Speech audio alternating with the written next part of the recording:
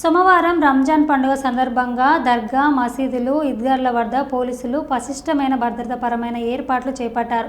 కర్నూలు జిల్లా SP Shri Vikrant Patil IPS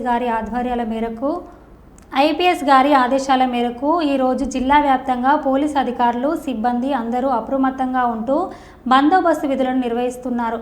ముస్లిం సోదరులు దర్గాలు, మసీదులు, ఈద్గాల వద్ద ప్రార్థనలు చేపట్టడంలో తగు జాగ్రత్తలు చేపట్టారు.